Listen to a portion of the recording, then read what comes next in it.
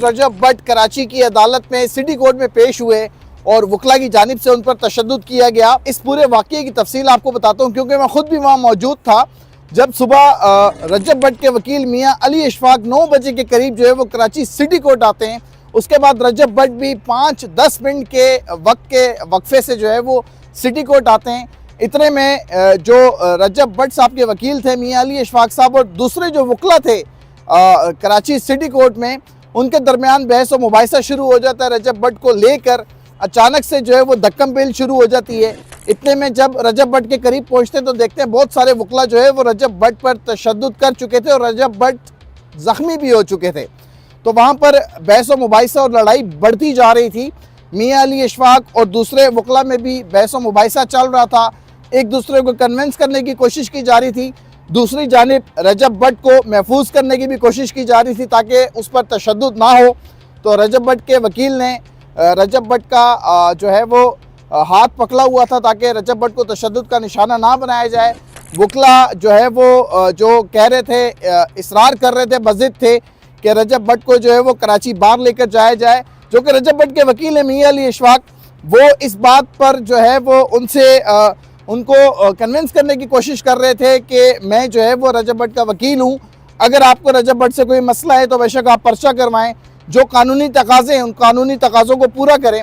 लेकिन दूसरी जानिब जो कराची बार के जो वकला थे वो बज़िद थे कि रजब भट्ट ने जो है वो वकला को धमकियाँ दी हैं और हम जो है इसको सबक सिखाएंगे, इसको माफ़ी मांगनी पड़ेगी।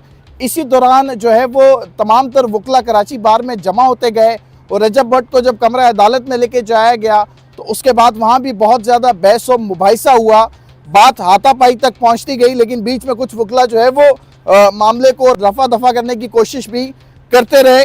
लेकिन जब मामला शिद्दत इख्तियार कर गया तो कोर्ट रूम से रजब भट्ट चूँकि अबूरी ज़मानत पर थे, आज उनकी हायरिंग थी 29 दिसंबर, तो रजब भट्ट को जो है वो उनकी 13 जनवरी तक जो है वो अबूरी ज़मानत में तोसी की गई।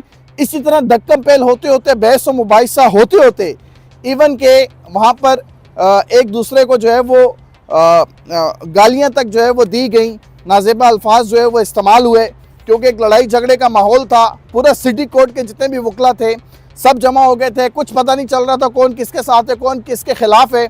एक अजीब सी सूरत हाल बन चुकी थी, एक बेयकीनी की कैफियत थी।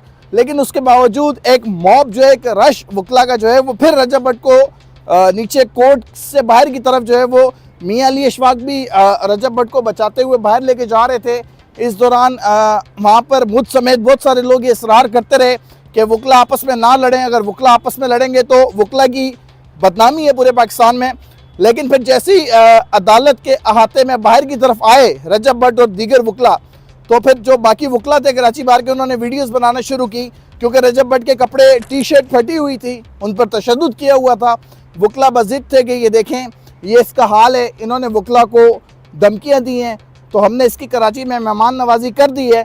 अब दूसरी तरफ जो है वो बड़ी मुश्किलों से रजब भट्ट को वकला से बचाते हुए बाहर एक वाइट कलर की करोला गाड़ी में शिफ्ट किया गया और रजब भट्ट को वहाँ से रवाना किया गया। याद रहे रजब भट्ट पर 295A का जो है वो केस है, उसकी उन्होंने अबूरी ज़मानत ले रखी है। आज वो कराची की अदालत में पेश हुए इसी केस के सिलसिले में। लेकिन 9 बजे के करीब कोर्ट में आज स्ट्राइक थी, हालांकि वकला बहुत कम तादाद में मौजूद थे, स्ट्राइक थी, लेकिन ये मामला लड़ाई की तरफ चला गया, ये मामला शिद्दत इख्तियार कर गया। और अब इसके बाद का लाए अमल क्या होगा, अब आगे क्या होगा, रजब भट्ट की तरफ से क्या कार्रवाई की जाएगी, किसको नामजद किया जाएगा, नहीं किया जाएगा, इस हवाले से अभी कोई भी सूरत हाल वाज़े नहीं है। तो अब तक की जो रजब भट्ट पर कराची में जो वकला की जानिब से हमला हुआ है जिसमें वो ज़ख्मी हुए हैं, सूरत हाल थी। मज़ीद क्या अपडेट होंगी इससे भी आपको आगाह करेंगे। बहुत शुक्रिया।